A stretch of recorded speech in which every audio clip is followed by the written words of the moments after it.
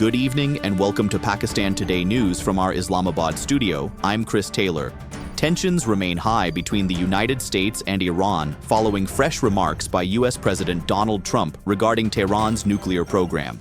In a recent interview, President Trump said the U.S. military is closely monitoring Iran's enriched uranium stockpile and warned that Washington could seize the material at any time if necessary. He claimed any movement of Iran's enriched uranium would immediately be detected and targeted. Trump further stated that Iran has been militarily weakened, although he added that operations are not yet fully over. Reiterating Washington's position, he said Iran cannot be allowed to obtain nuclear weapons and described the country as unreliable. Trump also defended continued U.S. involvement in the Middle East, saying American actions are aimed at protecting regional allies despite growing tensions around the Strait of Hormuz. Meanwhile, Iran has strongly rejected what it described as unreasonable American demands. Iranian Foreign Ministry spokesperson Esmail Baghei said Tehran remains open to diplomacy, but warned that any imposed war would receive a forceful response. During a press briefing, Baghei said Iran had submitted what he called a balanced and responsible proposal to the United States through Pakistani mediators. He praised Pakistan's professional diplomatic role and said Iran's proposal calls for an end to hostilities, sanctions, and blockades, along with the reopening of the Strait of Hormuz. Iranian President Masoud Pezeshkian also stressed that negotiations are intended to defend Iran's national rights and not to surrender under pressure. Balochistan Chief Minister Mir Sarfraz Bugti announced that intelligence agencies arrested a female suicide bomber who was allegedly being prepared for an attack in Islamabad. Speaking at a press conference, Bugti said the suspect had been trained at a militant camp and that swift action by security agencies prevented what he described as a possible catastrophe. He condemned the use of women in terrorist activities and accused militant groups of exploiting vulnerable young girls through intimidation and coercion. The chief minister also said the arrested woman would be returned to her family with dignity. For more on this story, we now go to our correspondent Walter Cooper in Quetta. Thank you, Chris. Security officials here say the operation was carried out following intelligence-based surveillance in and around Quetta. Authorities believe the suspect was part of a wider militant network attempting to expand attacks beyond Balochistan. Officials have also indicated that further investigations are underway to identify facilitators and training centers linked to the plot. Security across sensitive installations in Quetta and Islamabad has been increased following the arrest. Provincial authorities continue to emphasize community cooperation in counter-terrorism efforts.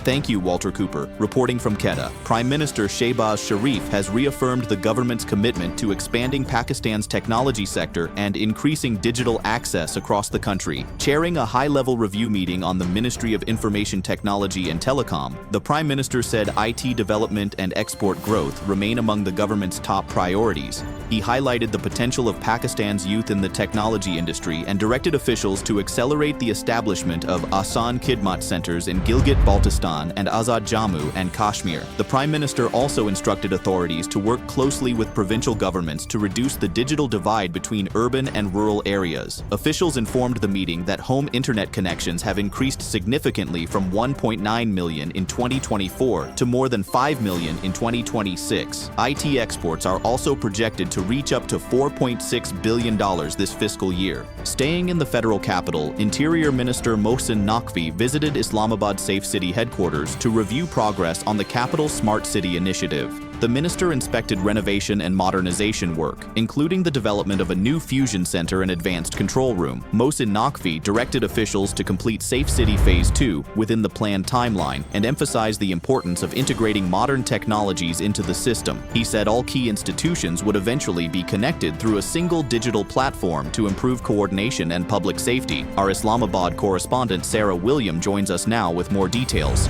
Chris, officials here say the upgraded Safe City system is expected to significantly enhance surveillance, emergency response, and traffic management across Islamabad. Authorities are focusing on integrating artificial intelligence and data sharing systems into the control center. During the visit, Interior Minister Mohsin Naqvi stressed that public safety infrastructure must keep pace with the capital's growing population and security needs. Officials believe the project will strengthen coordination among police, emergency services, and other institutions operating in the city. Thank you, Sarah William, reporting from Islamabad. In diplomatic developments, ceremonies honoring the success of Marka-e-Haq Bunyan un Marsus were held in Riyadh and New York. At the Pakistan Embassy in Riyadh, senior diplomats, military officials, and commander of the Islamic Military Counter-Terrorism Coalition, Raheel Sharif, attended a special gathering recognizing the professionalism and sacrifices of Pakistan's armed forces.